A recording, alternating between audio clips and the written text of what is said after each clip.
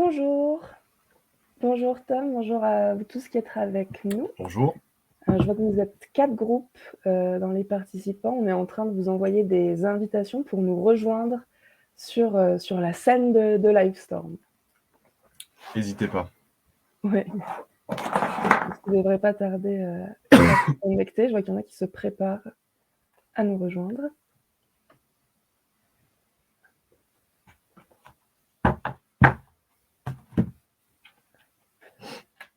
Ça arrive.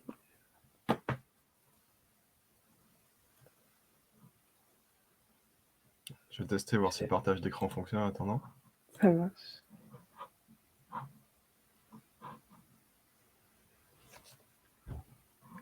Alors, si pour les groupes qui sont que je vois connectés là dans les participants, on vous a envoyé une invitation à nous rejoindre sur scène. N'hésitez pas à l'accepter pour qu'on puisse vous voir aussi et discuter. Si vous avez le moindre problème, vous pouvez nous envoyer un message dans le chat. Je suis là, il y a aussi mon collègue Guillaume qui peut vous répondre et vous aider avec tout problème technique que vous rencontrez. Donc, n'hésitez pas. Ah, bonjour. Bonjour. Bonjour. Vous nous entendez bien? Super. Parfaitement, oui. Super. Vous êtes avec vos élèves ou vous êtes... Alors, j'espère qu'ils vont arriver. D'accord. C'est compliqué, en fait, ils sont en période d'examen. Je suis au Costa Rica. D'accord. Et Ok. normalement, j'ai 1 ou 2 étudiantes qui vont arriver. Quand elles auront fini leurs examens, leur examen d'aujourd'hui. Ça marche. Courage à elles, force à elles. Ouais. Bien contente que ça, ce soit derrière moi, les examens. On a encore des groupes qui sont en attente. Alors, je ne sais pas si ils nous entendent. Je n'ai pas de message dans le chat. Et je n'ai pas de signe de leur part. Alors, il y a un groupe qui vient du Pérou qui est en train de se préparer. Vous êtes où, Marilou? Au Costa Rica. Ok. Bonjour. Ah, bonjour. Bonjour. Ravie de vous accueillir avec nous. Merci. Alors, Lisette du Pérou. Bienvenue. De l'Alliance française Bienvenue. du Pérou. Merci beaucoup. Enchantée. Enchanté. De même. Est-ce que vous aussi, vous êtes là avec vos élèves ou pas, ou vous êtes toute seule? Non, malheureusement, non. Nous sommes Alliance. Eux, ils font cours les samedis. On a essayé, mais c'est les évaluations. Okay. Personne n'a pu venir. Ils étaient très déçus. Il y a des examens partout en ce moment. Oui, c'est la période, on dirait. Ah ouais, ok. Ça marche. Il me semble que vous avez leurs questions par contre. Je sais que vous allez avoir accès, vous aurez accès au replay de la rencontre dès qu'elle sera terminée par le même lien d'accès que vous avez utilisé là aujourd'hui. Super, merci. C'est un lien, ce replay sera accessible seulement aux personnes qui ont participé aujourd'hui. Il n'est pas diffusable, il ne sera pas exploitable pour les autres. Ah, bonjour. Bonjour, ça va? Bonjour. Très bien, vous? Bien? Oui. Très bien. Et vous? Notre vidéoconférence, nous avons eu plein de problèmes avec les sons. Alors, nous étions un peu inquiets pour les sons et alors, ça va. Je vous présente mes élèves. Ici en Espagne, nous sommes espagnols. Okay. Et en Espagne, on donne les cours de 6e dans les écoles. Par contre, en France, c'est les collèges. Ici, il y a des élèves de la 6e et des CM2. Ok, ça marche. D'accord. Ils sont tout petits, notre niveau de français est un peu juste, mais nous sommes très enthousiasmés de participer avec vous. J'espère que ça va passer super bien. Alors, ils sont très, très motivés. Merci à vous. Merci. Et surtout, nous sommes très, très calmes parce que, heureusement, la technologie a bien marché. Ok, oui. Cool. Super, on a de la chance sur cette rencontre. Ravie de vous avoir parmi nous. Salut, ça fait plaisir. Du coup, juste une petite chose pour les professeurs qui sont là, mais je crois que vous avez tous l'habitude des visios, si c'est possible, de couper les micros quand quelqu'un de votre groupe ne parle pas, c'est pour un meilleur confort d'écoute pour tout le monde. Au moindre souci, il y a le chat dans lequel vous pouvez nous contacter. Et je pense qu'on va pouvoir commencer cette rencontre pour de bon. Si des étudiants nous rejoignent en cours de route, il n'y a pas de souci, on sera ravis de les accueillir un peu plus tard. Du coup, comme vous le savez, nous sommes avec Tom Oreille qui vient nous répondre à vos questions et nous parler de sa première BD, Le souffle du géant, que vous avez lu, je suppose. Comme on a des étudiants qui sont présents du côté de chez Claudia, on va peut-être commencer par là et voir si vous avez une première question à poser à Tom.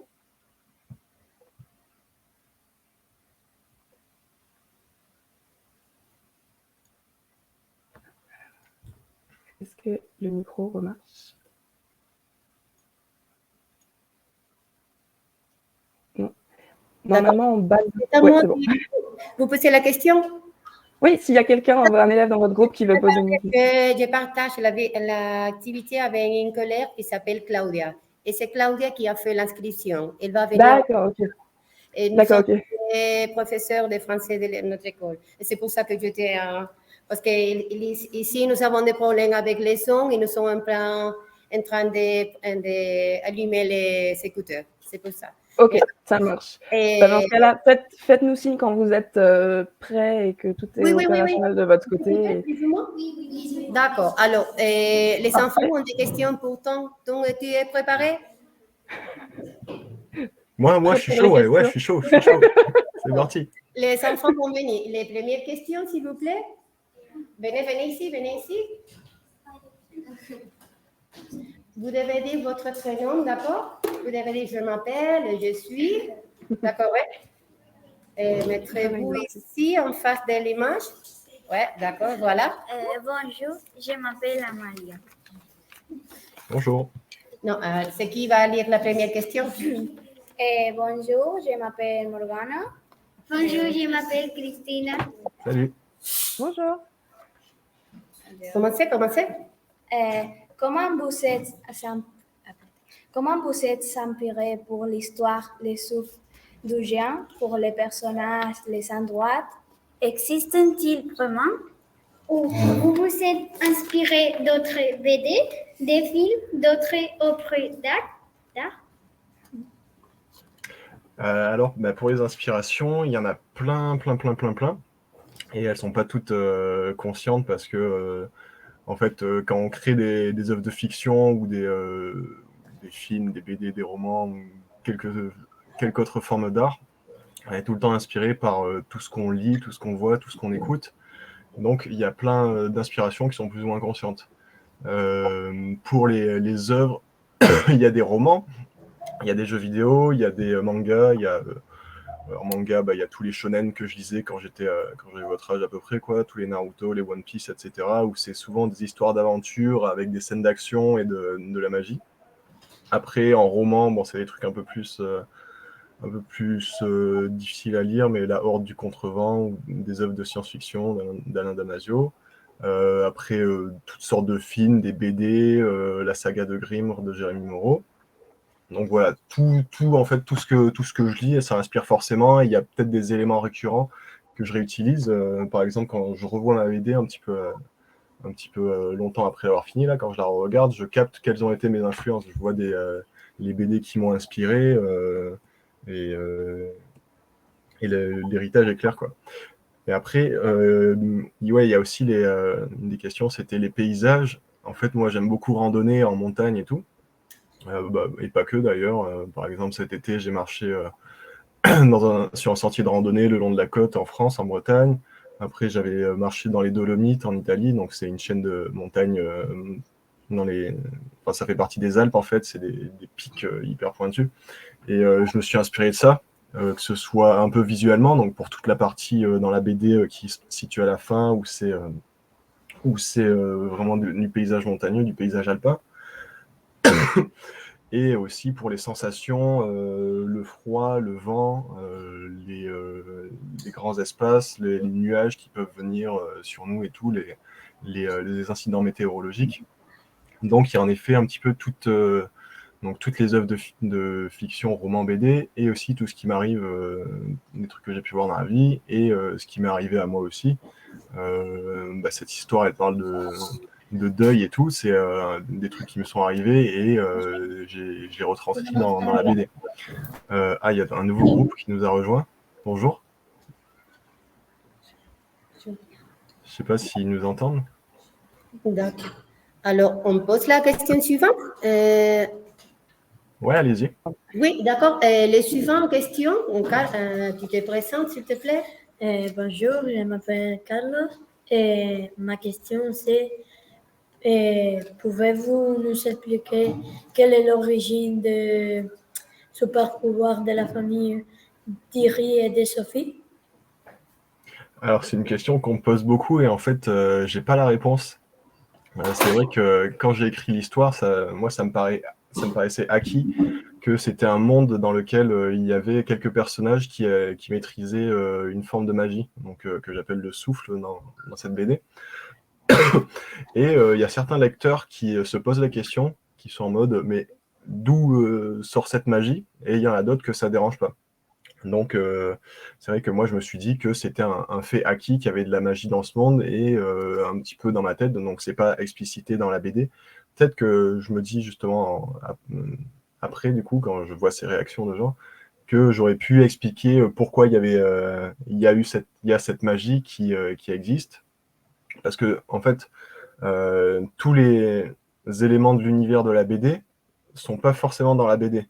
C'est-à-dire que moi, dans la tête, j'ai un univers qui est créé, qui est plus large que ce qu'on voit dans la BD. Et en fait, j'inscris une histoire, j'inscris des personnages qui vivent des aventures et qui évoluent dans cet univers.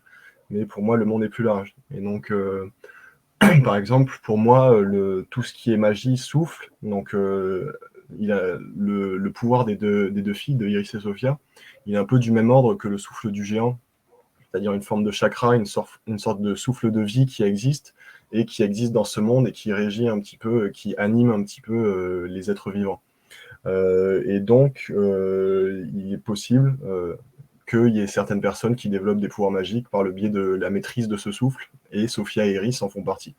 Donc voilà, je ne sais pas si vous, à la lecture, ça vous a paru bizarre que la magie apparaisse, mais je comprends que ça puisse être le cas.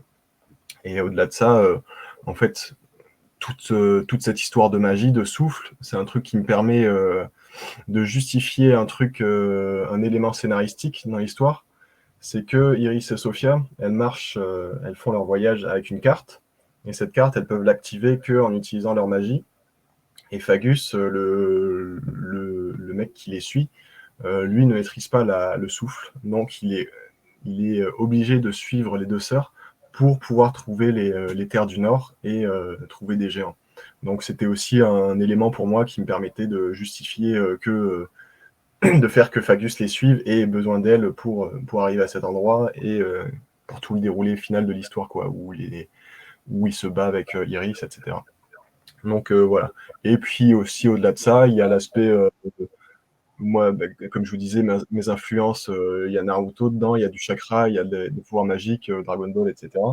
Et je trouvais ça cool qu'elles aient des pouvoirs magiques pour se bastonner, quoi. Même si c'est pas non plus ultra poussé dans mon histoire, mais voilà, c'est une influence comme ça. Merci beaucoup pour cette réponse. Je vais souhaiter la bienvenue au groupe de Nelly, qui est connecté depuis l'Égypte, il me semble. Est-ce que vous nous entendez bien? Oui. Oui, super, merci. Est-ce que vous voulez poser une de vos questions? Oui, bien sûr. Allez-y, la parole est à vous. Oui, nous avons d'autres questions. Une seconde. Claudia, juste excusez-moi. On va passer d'un groupe à l'autre pour que tout le monde puisse poser ses questions. Je reviens vers vous juste après. Oui. Allez-y, pardon. Je m'appelle Rodina Karim. Je suis Heaven Hani. Je suis Laila Nabil. Je suis Haya Ahmed. Je m'appelle Sarah Sami. Bonjour. Bonjour. Je m'appelle la Mère de Dieu. Ok. Super. Est-ce que vous avez une question à nous poser à Tom? Oui, bien sûr. Allez-y. On lit les BD, c'était très intéressant. Nous avons préparé des questions. Nous voulons les présenter. Ok. Allez-y, je vous écoute. Quel serait votre super pouvoir si jamais vous en avez un? J'entends des chants derrière, c'est marrant. C'est l'Égypte, c'est la prière. Désolée. Ouais. C'est la prière, mais c'est en Égypte. Ok. Désolée pour l'intervention, je suis la référente culturelle, je suis née au Collège de la Mère de Dieu et je travaille à l'Institut français d'Égypte. Ok, ça marche, enchanté. Enchantée. Donc, mon super pouvoir, je pense que ce serait pas du tout en rapport avec mon histoire ou quoi, mais ce serait la maîtrise du temps. C'est-à-dire pouvoir arrêter le temps, accélérer le temps, ralentir le temps. Pourquoi? Parce que pour moi, c'est un pouvoir où il y a plusieurs pouvoirs qui sont contenus dedans. C'est-à-dire que si on arrête le temps et qu'on se déplace, aux yeux des autres, c'est un peu comme si on avait le pouvoir de se téléporter. Donc, je trouve ça stylé. Ralentir le temps, ça fait qu'on peut être hyper fort en bagarre, quoi, ou éviter des dangers, des choses comme ça. Et accélérer le temps, ça permettrait de passer des moments ennuyants plus vite. Mais après, en vrai, ce serait un peu marrant, mais je pense que ce serait trop dangereux parce que j'aurais trop de pouvoir par rapport aux autres personnes et du coup, je passerais toutes les parties ennuyantes de ma vie en accélérant le temps. Et je pense que ce serait trop dangereux parce que du coup, j'irais que au moment bien et peut-être que ces moments bien, ils perdraient de leur saveur, je sais pas. Après, sinon, voler, ça me va hein, aussi. Voler dans les airs, je prends, ça a l'air pas mal. C'est pas difficile. Ouais, non, c'est bon. Super. On avait une question du côté de chez Claudia. Je ne sais pas si vous avez entendu. Si. D'accord, alors les suivants, c'est les qui vont poser des questions, sont les questions 3. Les questions 3, venez ici, s'il vous plaît. Ce sont des filles. D'accord. Vous devez vous présenter. Bonjour. Bonjour. Bonjour, je m'appelle Inès. Bonjour, je m'appelle Myriam. Combien de temps avez-vous consacré à réfléchir avant de vous lancer à la création de cette vidéo? Combien d'heures et de journées de travail avez-vous dédié en phase de réalisation de la vidéo? Alors, pour toute la partie réflexion, ça a duré longtemps. Parce que entre le moment où j'ai fait une école de dessin, entre le moment où j'ai fait une école de dessin et et j'ai commencé à travailler sur cette BD, il y a du temps qui s'est passé. Et pendant ce temps, je devais manger. Du coup, j'ai fait divers boulots alimentaires. Donc, j'ai fait serveur, j'ai fait livreur à vélo, j'ai travaillé dans des trucs de location de bateaux, etc. Et en même temps, de tous ces boulots, j'avais un petit peu l'idée qui émergeait. Donc je prenais du temps de temps en temps pour commencer à écrire cette histoire. Et c'est pour ça que toute la partie écriture, c'est dur à quantifier au niveau du temps que ça m'a pris, vu que j'avais un autre travail à côté à chaque fois. Et aussi, il faut savoir que cette histoire, à la base, je l'avais écrite pour un ami à moi, qui fait aussi du dessin, qui fait aussi de la BD, et qui m'avait dit oh là, j'arrive pas à écrire d'histoire, écris-moi une histoire, s'il te plaît. Et c'est ça qui m'a motivé aussi. Et ça a aussi un petit peu conditionné l'histoire dans le sens où j'écrivais un truc qui, je pense, lui aurait plu à dessiner. Mais bon, voilà, il a fait autre chose. À un autre moment, il était trop occupé, il pouvait pas la faire. Mais moi, j'étais content de cette histoire que j'avais réussi à me motiver à écrire. Ce qui n'est pas forcément facile, en fait, de réussir à trouver le temps à côté d'autres boulots qui sont peut-être fatigants physiquement, de réussir à écrire ça et d'aller jusqu'au bout. Et là, j'étais motivé par le fait de l'écrire pour un ami à moi. Donc bref, tout ça pour dire que j'étais assez content du scénario, que je me disais que ça pourrait marcher, et j'ai décidé de le faire moi-même, et en effet, ça a fait cette BD du coup. Et du coup, au niveau du temps que ça m'a pris, comme je dis souvent, c'est si j'avais travaillé à fond dessus de bout en bout, c'est-à-dire j'avais fait que ça comme travail, ça m'aurait pris à peu près 2 ans, peut-être un peu moins, autour de 2 ans en tout, entre écriture, storyboard, dessin final, je vous montrerai après, si vous voulez, les différentes étapes de dessin et de création, et mise en couleur, et plus modification petit à petit, ça prend à peu près ce temps-là. Donc c'est assez long, surtout le dessin des planches finales qui est très long, et l'écriture du scénario principal. Voilà. Super. Donc, un long travail pour un très beau résultat que après on peut partager avec plein de personnes Ouais, c'est ça. à travers le monde, comme aujourd'hui.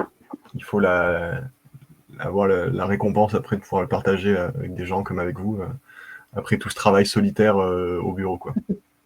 C'est vrai. Et merci beaucoup de nous partager ce moment avec nous. Avec plaisir. Chez Nelly, est-ce que vous avez une autre question à poser?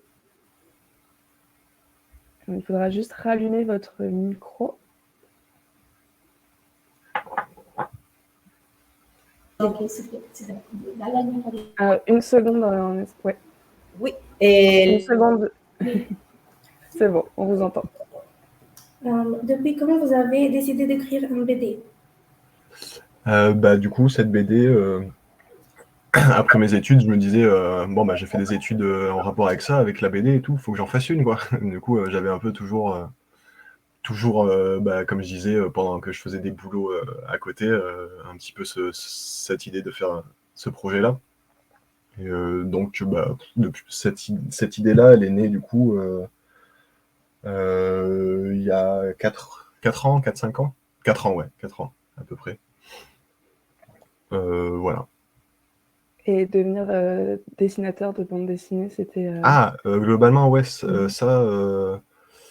j'ai eu plein de périodes quand j'étais petit, quand j'étais au collège, en primaire, où j'avais envie de faire plein de métiers différents. J'avais envie d'être vétérinaire, d'être pharmacien, d'être judoka, skateur professionnel et tout, musicien. Mais au final, il y avait un truc qui revenait plus souvent que les autres, c'était faire de la BD, quoi. Et vraiment, quand j'étais petit, je lisais des magazines avec des mensuels où il y avait des BD dedans, des Chou Magazine, des Picsou Magazine, et j'en lisais pas mal.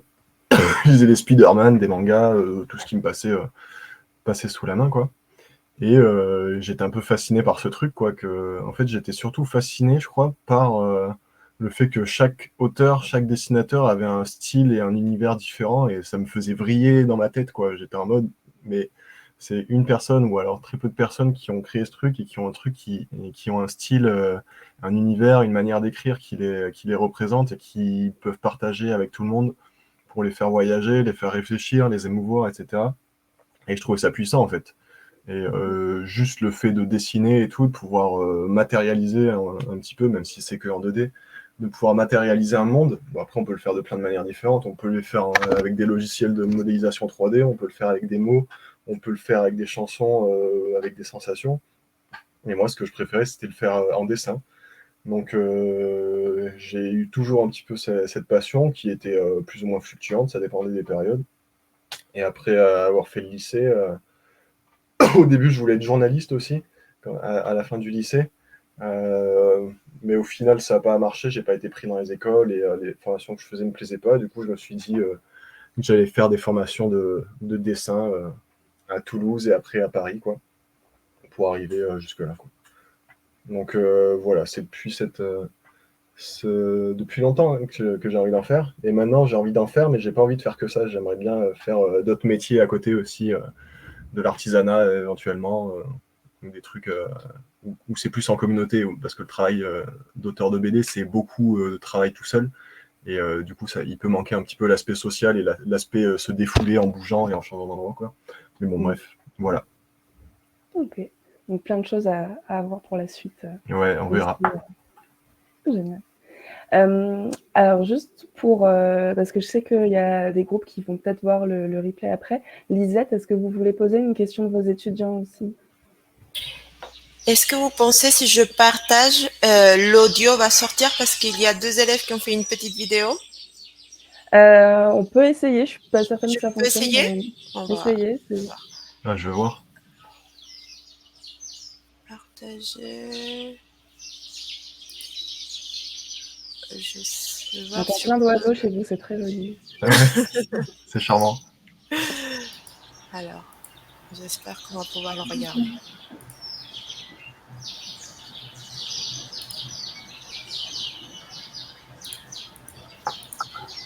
Ça va?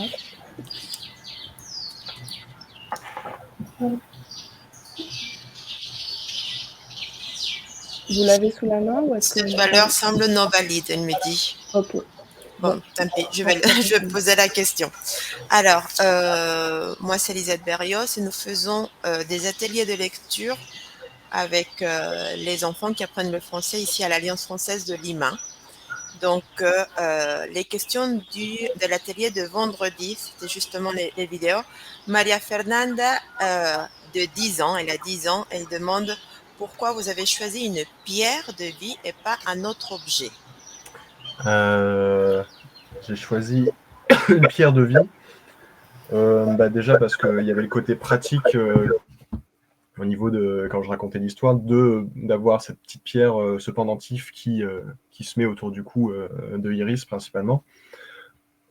Et aussi, après, il n'y a pas de raison particulière, je crois. Je crois que j'avais réfléchi mais c'est vrai que j'avais réfléchi à divers objets. À un moment, c'était une espèce de petite coupe, un petit peu, comme une sorte de calice. Mais je sais pas, j'aimais bien en fait la simplicité de la pierre et la beauté de la pierre qui est vraiment condensée, brillante, un petit peu comme un diamant, et qui pouvait me permettre de visuellement représenter quand il y a le souffle qui rentre dedans, la faire iridescente, la faire briller, pour qu'on comprenne que le souffle est piégé dedans en fait. Et je sais pas, juste j'aimais bien la forme, et aussi en fait au début je crois il n'y avait même pas d'objet, c'était en mode dans l'histoire, je pense que la légende ça racontait qu'on abattait un géant et que directement on accédait à ce pouvoir de faire ressusciter quelqu'un. Et là en fait j'ai décidé de rajouter cette pierre, d'une pour représenter visuellement un petit peu à la fin, les deux sœurs jettent la pierre dans l'eau pour qu'il y ait un petit peu cette représentation visuelle elles acceptent de laisser partir leur mère, quoi, enfin en tout cas de ne pas la faire revenir. Ouais, d'avoir un truc concret, visuel, je trouve que c'est toujours intéressant, surtout en BD, éventuellement, d'avoir des objets qui représentent un petit peu ça. Et le fait que Iris, elle ait toujours ce collier autour du cou, c'est un petit peu comme s'il y avait toujours le souvenir de sa mère aussi un peu dans sa tête, et l'envie de la revoir qui un petit peu la prend au cou, quoi, on peut dire même.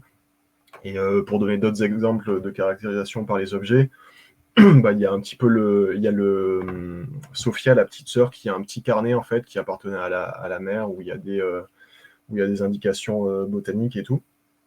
Et donc ça représente un petit peu aussi un côté souvenir de la mère, mais différent, où Sophia elle utilise ce que sa mère lui a appris, et elle garde ce carnet précieusement pour avoir ce souvenir d'elle, mais qui est un peu différent du pendentif et de la pierre, quoi. Donc voilà. Ça enchaîne bien avec l'autre question de Stéphanie à 10 ans aussi, et qui demande mais pourquoi jeter la pierre et pas donner à Fagus? Ah oui. Bon, déjà dans le déroulé de l'histoire, Fagus il s'en sort pas, donc une fois que toute cette action est passée, elles ne peuvent pas donner la pierre. Mais dans le sens où j'aurais pu écrire l'histoire où les sœurs donnent la pierre, en fait, tout le questionnement de la BD, c'est est-ce que c'est bien de faire revivre quelqu'un qui est mort? Et la réponse, en vrai, bon, c'est facile pour moi de donner cette réponse parce que je suis pas dans un univers où on peut faire revivre quelqu'un. Mais en fait, toute la BD, c'est un petit peu une figure de style qui permet de dire il faut accepter que les gens sont partis, sont morts, et on ne peut pas les faire revivre. En fait, là, dans la BD, c'est les deux sœurs qui décident par leur expérience d'accepter ça, d'accepter ce fait, et de se dire que c'est peut-être pas forcément bien de faire revivre leur mère, parce qu'on ne sait pas si c'est ce qu'elle aurait voulu. Iris, à un moment, elle a une apparition où sa mère lui dit qu'elle doit s'occuper de sa vie et ne pas la faire revenir. Donc voilà, ça m'aurait paru étrange de faire que les deux sœurs acceptent pour elles de ne pas revoir leur mère, et au final aide Fagus en faisant ressusciter la fille, même si j'avoue en vrai moi, j'aurais peut-être donné la pierre avec le souffle du géant à Fagus parce qu'il me fend le cœur, quoi. Mais donc voilà, c'était vraiment dans la thématique de l'histoire il faut accepter cette mort-là. Et en fait, Fagus n'arrive pas à l'accepter et il devient dangereux à la fin à cause de ça notamment. Merci beaucoup. Est-ce qu'on a encore des questions du groupe qui est connecté depuis l'Espagne? Je active le micro. Ouais. Ah, bonjour. Nouvelle professeure. Oui, en fait, on est 2 collègues et moi, c'est la vraie Claudia. Tout à l'heure, c'est la la vraie Claudia. L'authentique Claudia, bienvenue. Et on a 3 élèves des CM2, parce que les autres élèves sont des 6e, qui vont venir là poser une question. Et vont vous montrer aussi une petite affiche qu'elles ont fait. Et voilà, c'est un dessin début. Ah, cool. Trop bien. Alors, hâte de voir votre œuvre.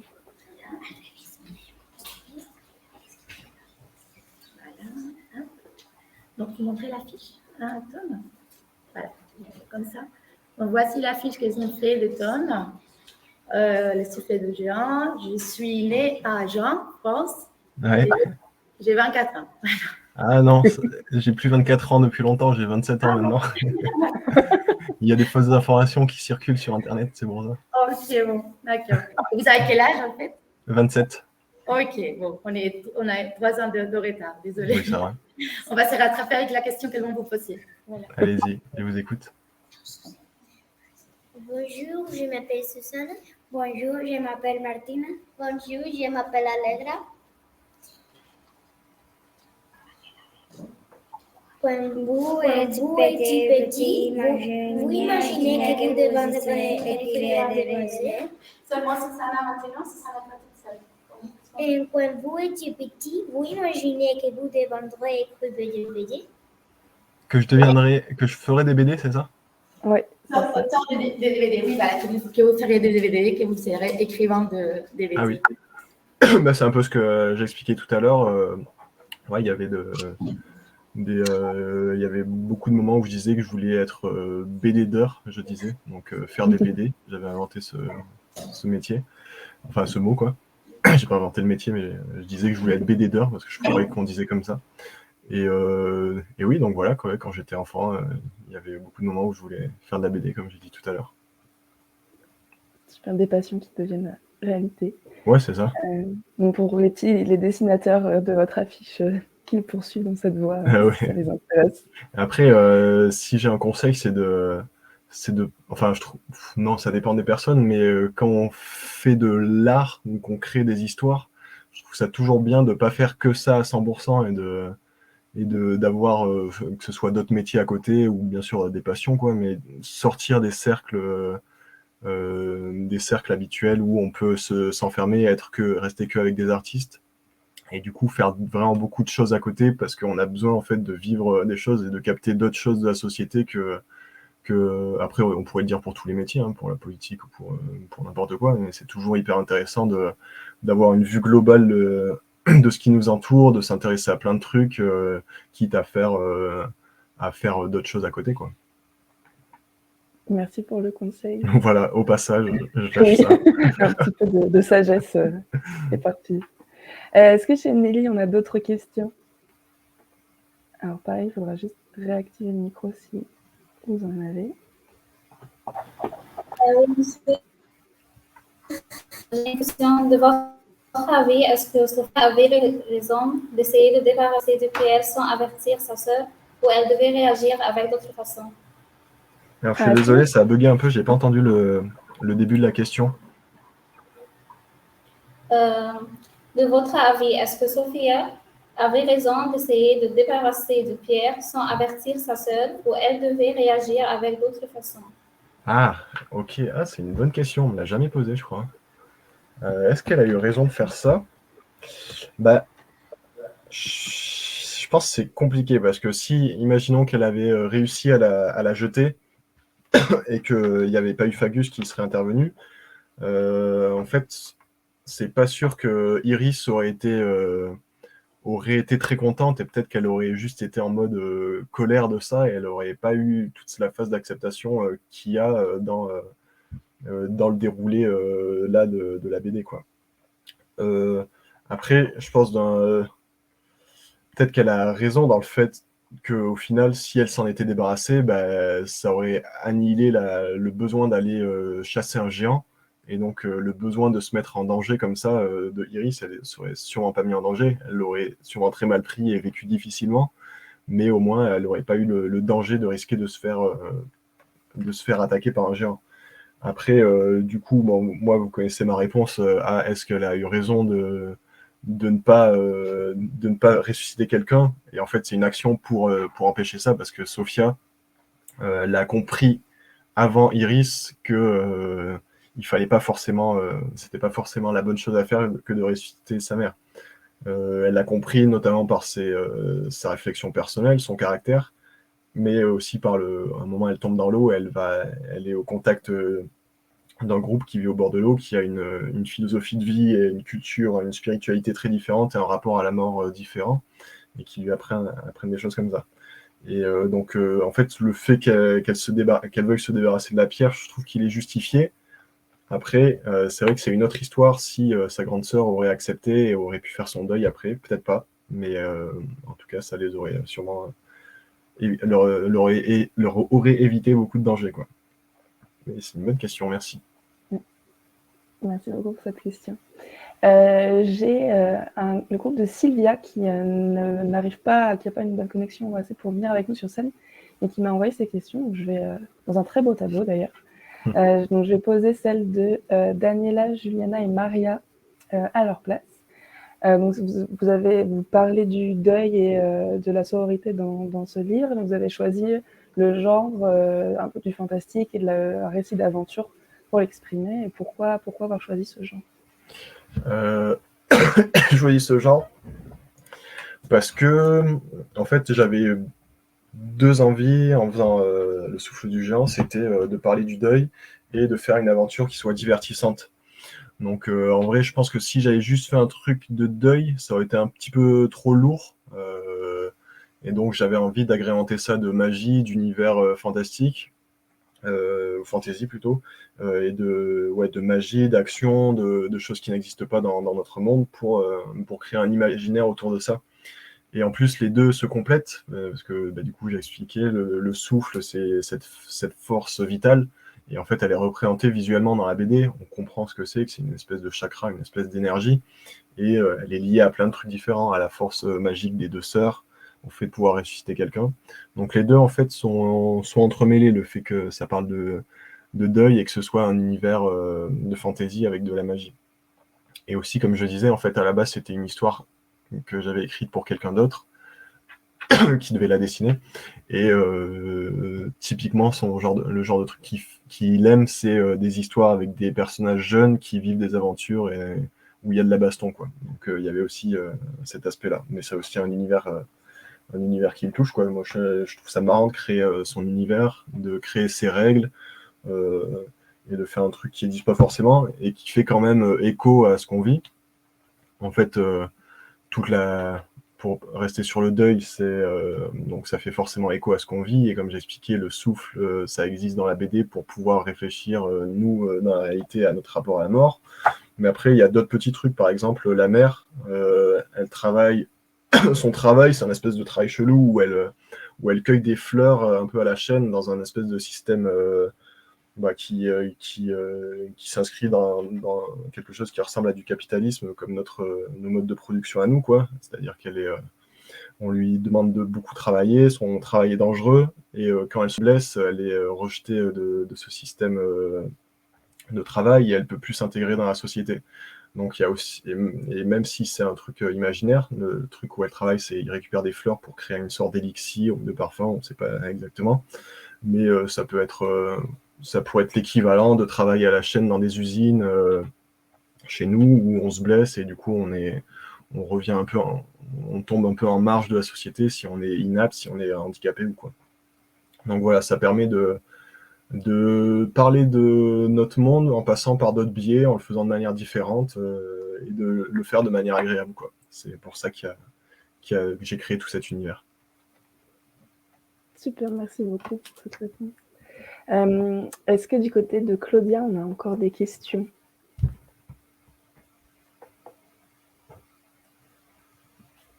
Je sais pas si... Et oui, les élèves de la leçon 4. Bonjour, je m'appelle Alicia. Bonjour. Bonjour, je m'appelle Mia. Bonjour. Est-ce que vous avez écrit d'autres BD ou des livres? Pensez-vous écrire une deuxième partie de Le Souffle du Géant? Alors, pour deuxième partie du Souffle du Géant, j'avais réfléchi un peu et je m'étais dit, j'avais pas envie d'écrire une suite à l'histoire de Iris et Sophia, parce que pour moi, tout leur arc, toute leur quête, elle est bouclée, et je ne saurais pas trop quoi raconter d'autre avec elle, même s'il y aurait éventuellement d'autres histoires à faire. Mais il y a un moment où j'avais réfléchi à faire une sorte de spin-off, on appelle ça du coup une espèce de truc qui se passe dans le même univers que le Souffle du Géant, et avec le personnage de Terrell, donc, qui est le personnage qui vit dans le village au bord de l'eau et qui récupère Sophia et qui la soigne. Et je m'étais dit, en fait, c'est le seul personnage qui parle la même langue que Sophia et Iris. Tous les autres membres de son village, ils parlent une langue imaginaire. Et du coup, je m'étais dit, ça pourrait être intéressant de faire une histoire un petit peu parallèle sur son passé, de choses qu'il aurait vécues. Peut-être qu'on pourrait imaginer que bien que là, il vive dans un univers secondaire, pas secondaire, mais dans un village éloigné, il ait une jeunesse où il a passé du temps dans la société, plus dans la société où Iris et Sophia ont grandi. Enfin bref, j'avais commencé à réfléchir à ça. Mais après, de toute manière, j'ai toujours plein d'idées et j'ai plein de fichiers textes avec des tonnes d'histoires qui demandent qu'à être faites et que j'aurai jamais le temps de faire. Et du coup, je suis obligé d'en sélectionner, malheureusement. Et du coup, là, je travaille sur une autre BD qui est plus destinée aux adolescents et jeunes adultes, peut-être un peu moins accessible à des jeunes âges que Le Souffle du Géant. Et du coup, ouais, je vais vous montrer, je vais vous faire un partage d'écran. Ah mince, je peux plus.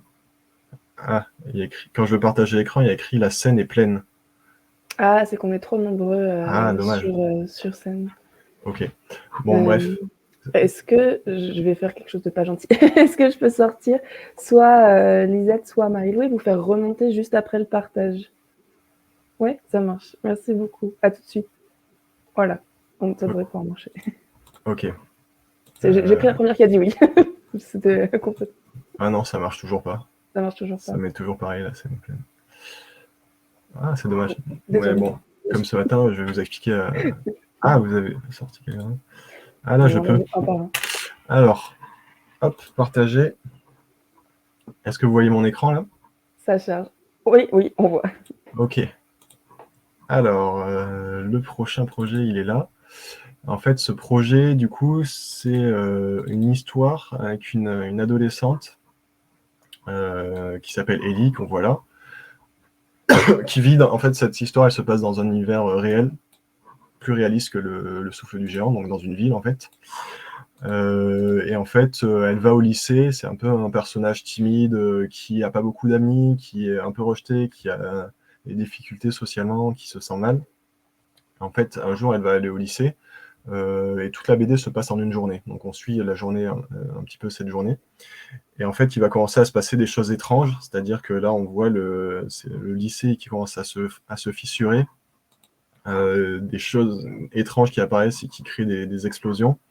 Il y a des sangliers qui courent dans les rues et qui cassent un peu tout. Et en fait, on va se rendre compte petit à petit que dans cette histoire, il y a la forêt en fait qui entoure la ville, qui attaque cette ville, qui détruit tout ça. Et donc là, l'histoire, parce qu'en gros, pour écrire une histoire, souvent, on crée un personnage et on lui donne un objectif. Et c'est ça qui va donner les péripéties. Par exemple, dans Le Souffle du Géant, j'ai créé Iris et Sophia et je leur ai donné comme objectif, on veut revoir notre mère. Et donc, c'est ça qui crée l'aventure, qui crée toute l'aventure jusqu'au géant et les péripéties qu'il y a entre le début de l'histoire et la fin. Et là, pour cette BD-là, cette prochaine BD, l'objectif de Ellie, c'est de retrouver un ami à elle qui est au lycée avec elle et qui n'était pas là aujourd'hui, et donc d'essayer de le retrouver dans tout ce bazar qui se passe dans la ville, quoi. Donc voilà, globalement, c'est ça sur quoi je travaille. Donc voilà, ça c'est une planche d'ancrage. En fait, je dessine sur papier et après je fais la couleur sur l'ordinateur comme ça.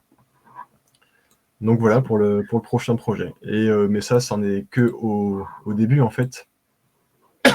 Là, j'ai fait plein de recherches visuelles pour voir un petit peu les couleurs, pour voir à quoi ressemble l'univers, les personnages, etc., l'ambiance. Donc voilà, il y a un côté fantastique aussi dans cette histoire. Et puis, j'en suis à l'écriture, au début de l'écriture.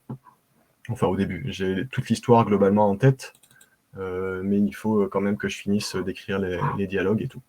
Donc, en vrai, je viens à peine de commencer, on va dire, parce que ça doit faire 2 mois et demi que je travaille dessus.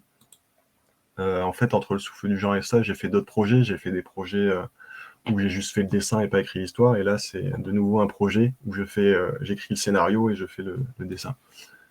Donc voilà, pour la suite un petit peu. J'ai pas encore de nom pour cette BD, mais on verra.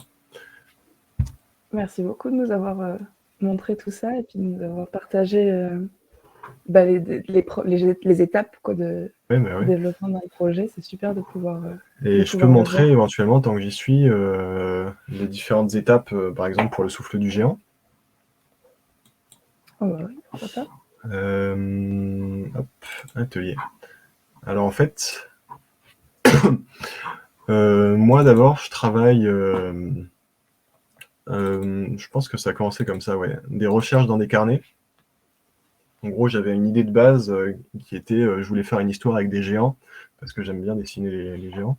Et après, je réfléchissais à cette histoire. Donc là, au début de la réflexion, c'est beaucoup d'idées dans des carnets comme ça, où je note plein de trucs, que ce soit sous forme de texte ou sous forme de dessin, où j'essaie de trouver ce à quoi vont ressembler les personnages. Donc c'est vraiment les toutes premières recherches, là où il y a l'univers qui se crée, que ce soit dans la manière d'écrire ou dans ce à quoi ça ressemble, dans ce à quoi ressemblent les personnages. Et en général, du coup, tout ça, ça crée une idée globale du scénario qu'on peut appeler un squelette, où je sais que, par exemple, les personnages veulent faire revivre quelqu'un, elles vont vivre des aventures, et à la fin, elles trouvent le géant. Donc j'ai l'idée de base comme ça. Et ensuite, je passe au script. Donc là, c'est vraiment, j'étoffe le scénario. C'est-à-dire qu'on va écrire vraiment précisément. Là, ce que je vous dis, c'est ma manière de travailler. Hein. Tout le monde travaille différemment, mais moi, je fais comme ça. Ensuite, donc, ouais, il y a tout le script où il y a vraiment toute l'histoire et tous les dialogues sous forme de texte. Donc là, c'est à peu près tout ce qu'on voit, ce fichier-là. Donc il y a 56 pages. C'est toute la BD sous forme écrite, en fait. Comment ? Ah, c'est impressionnant. Oui, et du coup, moi j'aime bien vraiment tout écrire pour être sûr, parce qu'en fait, après le dessin, c'est la partie la plus longue, donc si on se trompe au niveau du dessin et qu'on a envie de modifier quelque chose, c'est plus simple d'aller modifier le texte que de refaire des planches de BD. Donc, il y a toute cette partie écriture. Ensuite, il y a la partie storyboard. En fait, c'est l'étape suivante, c'est une partie où on va crayonner grossièrement toutes les planches avant de passer au dessin final. Donc là, pareil, toute la BD est sous forme de crayonné grossier comme ça. Et en fait, cette partie, elle est très très importante parce que c'est là qu'on va commencer à s'approcher de la forme finale de la BD. C'est là qu'on va voir si ça fonctionne, si on comprend les dialogues, si on comprend ce qui se passe dans les scènes d'action, dans les scènes de dialogue, qui parle, qui fait quoi. Et c'est là qu'on voit si le rythme marche, si quand on lit, vraiment, c'est comme si on lisait, quand on lit storyboard, c'est à peu près comme si la même vitesse que si on lisait la BD en elle-même, c'est pas du tout pareil que le texte. Et du coup, ça permet de faire lire à d'autres personnes et de voir si ça fonctionne, si on comprend l'histoire, si les émotions passent, etc. Donc voilà, de la même manière, là, il y a toutes les pages qui sont faites. Et en fait, c'est aussi plusieurs phases d'écriture, dans le sens où le storyboard va un peu changer par endroit par rapport à la partie script, à la partie vraiment où c'est que des fichiers texte, parce qu'on se rend compte des fois en dessinant ces storyboards que ça marche mieux de telle manière, qu'on a envie de modifier telle phrase, etc. Parce que ça fonctionne mieux à la lecture. Donc voilà, tout le storyboard, et après du coup on passe à la version finale, donc ce que vous pouvez trouver dans la BD, quoi. Où d'abord je fais le dessin sur feuille de papier en réel, et après je scanne et je fais la couleur sur l'ordi. Voilà pour toutes les étapes, et à chaque fois, ouais, chaque étape est un peu une réécriture, ça se modifie toujours un petit peu en fonction de ce qu'on vit aussi, et de ce dont on se rend compte en écrivant. Super. Ah, je vois que ça applaudit. Ah, je vois des applaudissements, merci. Merci beaucoup de nous avoir montré tout ça. Avec plaisir. Je vois qu'on arrive rapidement à la fin de cette rencontre, donc si ça vous va, on va prendre encore une question par groupe. Et, Ok. Et ce sera votre dernière question. Désolée, malheureusement, on n'a pas le temps de toutes les prendre. Est-ce que chez Nelly, on a une question? Oui. On peut faire revenir les autres personnes. Je vais les faire revenir en même temps. Vous pensez que vous pouvez réaliser cette BD sous forme de carton ou film? Sous forme de quoi, pardon? De carton ou film. De carton? Oui. Film en carton. Film en carton. Ah, cartoon. Ah oui, ok, film, un dessin animé. Ok. Ben moi, j'ai pas je sais pas faire des dessins animés. Enfin, j'en ai fait un tout petit peu, mais j'ai pas du tout et je pourrais pas faire ça tout seul, parce qu'il faut savoir que quand on fait un film animé, un cartoon, comme vous dites, c'est des grosses équipes qui travaillent ensemble, parce que c'est entre 12 et 24 images par seconde. Donc ça veut dire que pour une seconde de film, il faut entre 12 et 24 dessins pour animer un personnage. Donc ça fait beaucoup. Déjà, la BD, c'est un long travail, et le film d'animation, c'est encore plus long, parce qu'il y a toute la partie dessin. Après, il faut travailler le son, il faut faire des musiques. Donc c'est très compliqué. Moi, je peux pas le faire tout seul.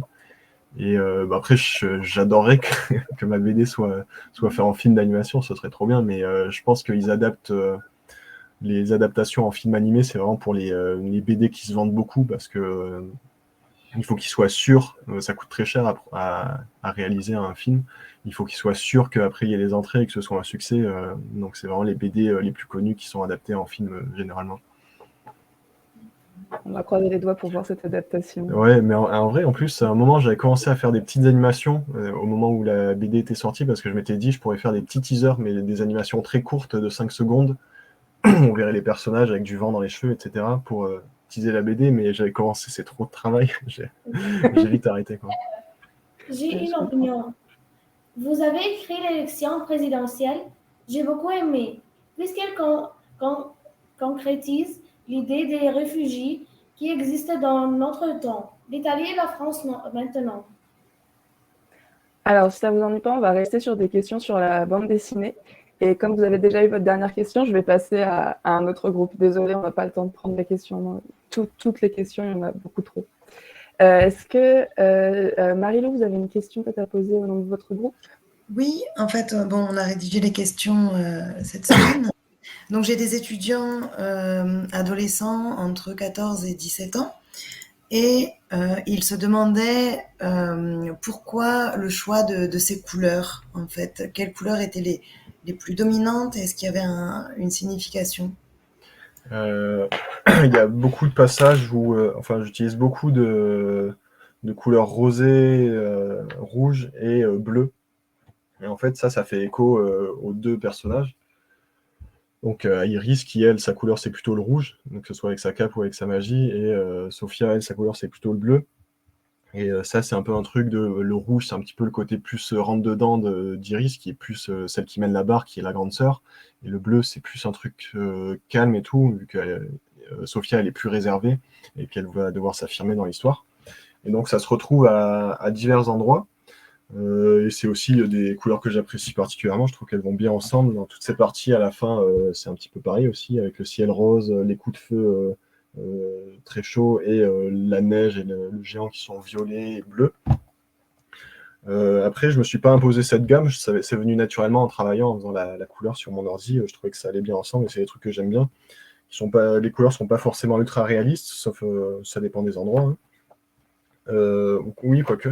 Là, c'est assez, par exemple, on est sur un truc assez réaliste parce que c'est un moment, c'est pas un moment hyper intense de l'histoire, par exemple.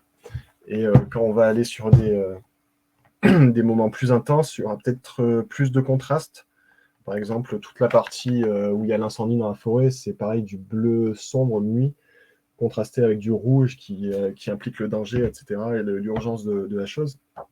Et pour un autre exemple,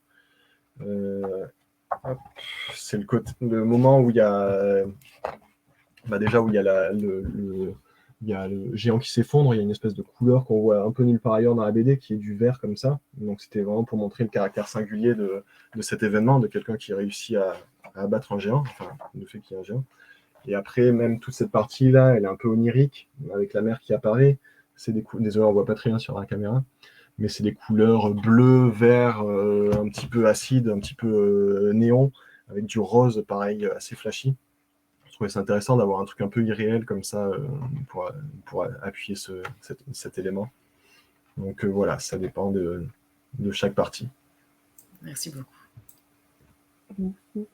Est-ce que chez Claudia, on aurait une dernière question à poser? Oui, nous avons, mes enfants ont la dernière question. Oui. Les derniers, parce que ce sont des filles. D'accord, c'est votre tour. Bonjour, je m'appelle Estelle. Je m'appelle Clara. Et quel est ton personnage préféré de Le Souffle du Géant? Est-ce que ce personnage a quelque chose de vous? Mon personnage préféré, je pense que c'est Terrell, donc l'homme du village, parce que juste il est trop sympa, quoi. Genre, c'est vraiment le daron, en fait, et je le trouvais touchant en l'écrivant parce que il remplace un petit peu le père que les deux sœurs ont peu connu, en tout cas il est pas trop là, et même leur mère, et il vient apprendre des choses à Sophia, des choses qui relèvent de la sagesse, d'une sagesse qui fait partie de sa culture. Et je le trouve très touchant dans le sens où moi j'ai beaucoup d'affection, enfin j'aime beaucoup lire des choses sur les cultures, on appelle ça, on dit primaires parfois, et les cultures animistes, donc en petits groupes, qui vivent en petits groupes, que ce soit des nomades ou des sédentaires. Par exemple les Ainu, qui est une ethnie du Japon, de l'île d'Hokkaido, qui m'a inspiré pas mal pour cette tribu-là, quoi. Et qui ont une spiritualité, un rapport à la mort complètement différent. Et en fait, voilà, j'ai beaucoup d'affection pour Terrell. J'avais pas vraiment mis de moi dans lui, c'est pas vraiment moi, mis à part le fait que je suis assez intéressé par le genre de culture qu'il porte, même si celle que j'ai représentée dans la BD, c'est pas une culture exacte, c'est un peu un amalgame de plusieurs de trucs que j'ai pioché par-ci par-là. Et voilà, c'était Terrell, mon best. Ouais. Personnage très attachant, c'est vrai. Et c'est pour ça que je disais tout à l'heure, j'avais envie de faire un spin-off sur lui, même si on le voit pas beaucoup, pas énormément dans cette BD-là, j'avais envie de faire plus ça avec lui. Peut-être qu'on le recroisera dans d'autres œuvres, qui sait. Lisette, est-ce que vous voulez poser une dernière question de nos élèves aussi? Mais ça rejoint plus ou moins la même question. C'était, vous vous identifiez plus avec quel personnage, Sophia, Iris ou un autre personnage de l'histoire? Mais en fait, aussi, j'ai envie de dire que chaque personnage, ça reflète un petit peu des émotions que j'ai vécues. Par exemple, il y a un moment où, éventuellement, j'ai été Iris. Donc, c'est pas que j'ai fait une quête, je suis pas allé dans les montagnes pour trouver un truc magique, mais j'avais un petit peu ce truc de pas accepter la mort de personnes qui m'étaient chères, donc de mon ami Vince, à qui cette BD est dédiée. De pas accepter ça et d'être en mode on aurait pu faire mieux, on aurait pu faire quelque chose peut-être pour l'aider, il avait des problèmes psychologiques, mais bon, ça relève pas de l'influence de tout le monde, c'est aussi des contingences qui font qu'il y a des choses malheureuses qui arrivent parfois. Et après, moi dans mon parcours, dans ma façon d'appréhender le deuil et tout, j'ai fait un petit peu c'est un petit peu comme Sophia qui, elle, découvre par elle-même une autre facette et commence à accepter que sa mère soit morte et qu'elle ne reviendra pas. Donc j'ai envie de dire qu'il y a un petit peu de moi dans les deux sœurs, forcément, dans les émotions qu'elles ressentent au cours de l'histoire, dans la colère, dans la tristesse, et puis après dans l'acceptation et la sérénité, quoi. Merci beaucoup. Et merci à vous tous pour vos questions. Je suis désolée qu'on n'ait pas pu répondre à toutes. Vous étiez très nombreux. Ouais, merci beaucoup. N'hésitez pas à rallumer vos micros si vous voulez nous dire au revoir. Merci beaucoup, Tom, d'avoir été avec nous et d'avoir pris le temps de répondre. Avec grand plaisir. Et de nous avoir présenté votre travail. Ouais, merci beaucoup à tout le monde pour les questions. C'est très gentil. Monsieur, Oui. Alors, nous serons honorés de prendre une photo avec vous en équipe. Comment on fait? Parce que je suis loin là. Ce qu'on peut faire, c'est que voilà, vous mettre en avant et s'ils se mettent devant l'écran. Bah oui, si allez-y. fonctionne. Prenez une photo si vous voulez, oui, bien sûr.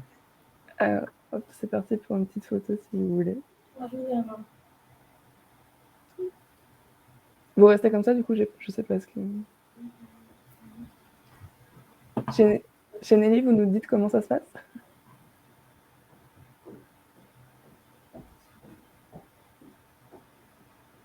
C'est bon?